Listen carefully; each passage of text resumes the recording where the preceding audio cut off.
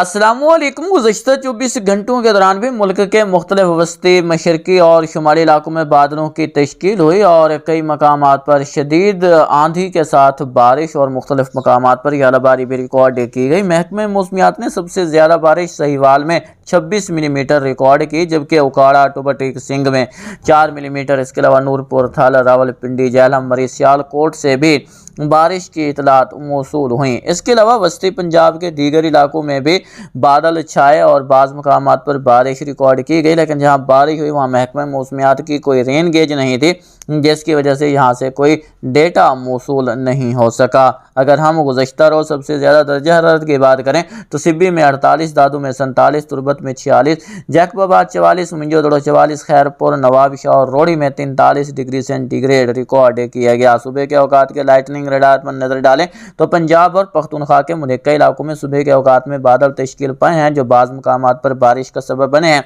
इसके अलावा मशरकी भट्टी में, जिसमें बहावल नगर के इलाके काबिल ज़िक्र हैं, यहाँ पर भी गरज चमक के बादल देखे जा सकते हैं, जो सुबह के औकात में यहाँ पर भी महदूद इलाकों में, बॉर्डर के करीब इलाकों में बारिश का सबब बने। अगर सैटेलाइट तस्वीर पर नजर डालें तो जनूबी साहिल इलाकों में, जिसमें कराची भी शामिल है, यहाँ पर समुद्री बादलों का आना जाना लगा हुआ है। बाकी जो वस्ती पंजाब के इलाके में है, जिसमें झंग, टोबा सिंह, सहीवाल, इसके अलावा बहावल नगर के इलाके शामिल हैं, यहाँ पर भी बादल मौजूद हैं। जबकि बलई पंजाब, इसके अलावा खित्ता पोठवार के इलाके शामिल हैं। पख्तूनख्वा और पंजाब के मुल्का इलाके, गिलगित बल्तिस्तान, कश्मीर के इलाकों में भी मतला अबरआलूद है। बलूचिस्तान और जनूबी पंजाब के बाकी ज़्यादातर मकामात पर यहाँ पर जो है वो मतला साफ़ है। पंजाब के अक्सर मकामात पर आज भी हवाएँ सुबह के औकात में चल रही हैं, जो मौसम को काफ़ी खुशगवार बनाए हुए हैं। और आज दिन के दौरान भी ये हवाएं दोपहर तक चलती रहेंगी, उसके बाद इनकी शिद्दत में कमी आने का इम्कान है। अगर हम बात करें यहाँ पर मौसमी सिस्टमों की, तो एक मगरबी निज़ाम जो कि असरअंदाज हुआ था, अब काफ़ी हद तक आगे निकल रहा है,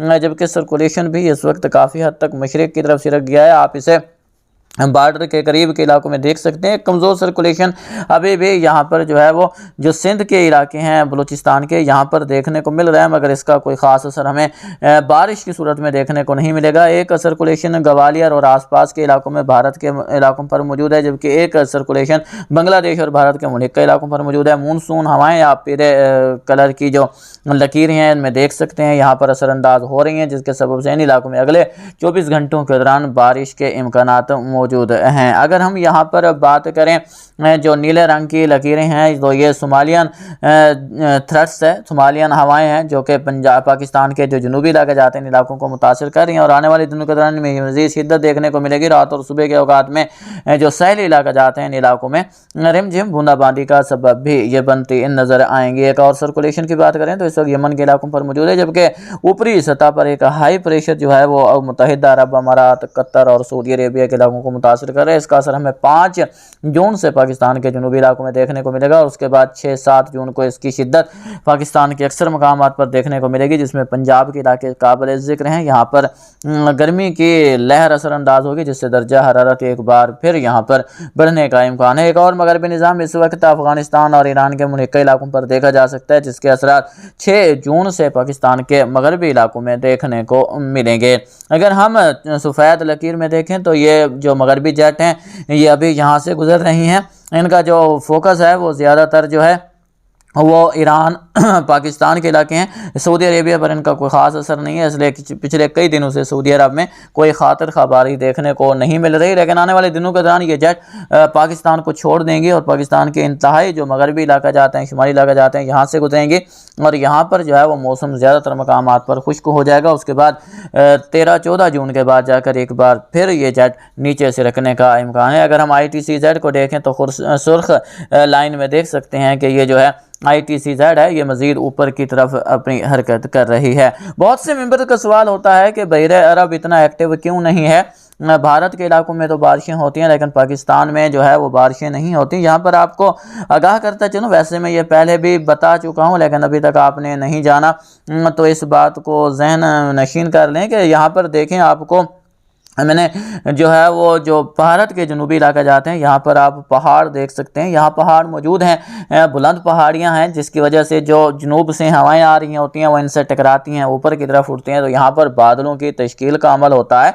लेकिन अगर हम कोह कीर थर को देखें, यहाँ पर देखें तो ये मुखालिफ ठहरे हुए हैं। जो भारत के जनूबी इलाकों में पहाड़ ठहरे हुए हैं ये मुखालिफ हैं। जैसे ही हवाएं इनसे टकराती हैं तो यह हवा ऊपर उठती है और फिर बादलों की तश्कील होती है और यहाँ पर बारिश का अमल होता है। और यहाँ पर आने वाले दिनों के दौरान भी इसी तरह बारिश यहाँ पर देखने को मिलती रहेगी। ये भी बहीर अरब से आने वाली हवाएं हैं, जिसके सबब से यहाँ पर बारिशें देखने को मिल रही हैं। लेकिन कराची के आसपास कोई खातिर खा जो है वो पहाड़ी सिलसिला मौजूद नहीं है। शुमाल में एक पहाड़ी सिलसिला कोह कीर थर मौजूद ज़रूर है, लेकिन ये भी जो है वो मुखालिफ नहीं है। ये जो है वो शुमालन जनूबन है, जबकि जो हमारे भारत के जनूबी इलाके हैं हमसाया मुल्क के, इनको देखें तो ये जो है वो मशरकन शरकन गरबन जो पहाड़ हैं।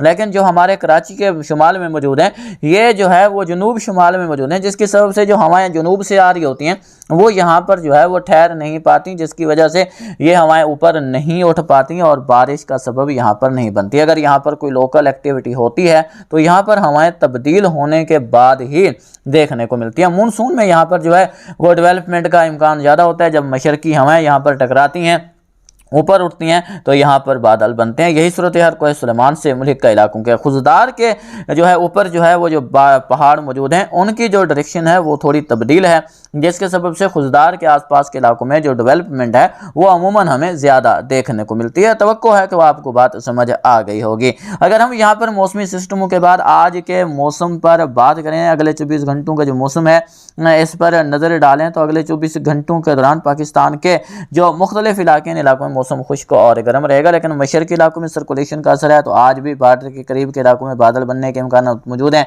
इसके अलावा कश्मीर के इलाकों में भी बादल बनने का इम्कान आज भी मौजूद है, तो कई मकामात पर आज भी बारिश रिकॉर्ड की जाएगी।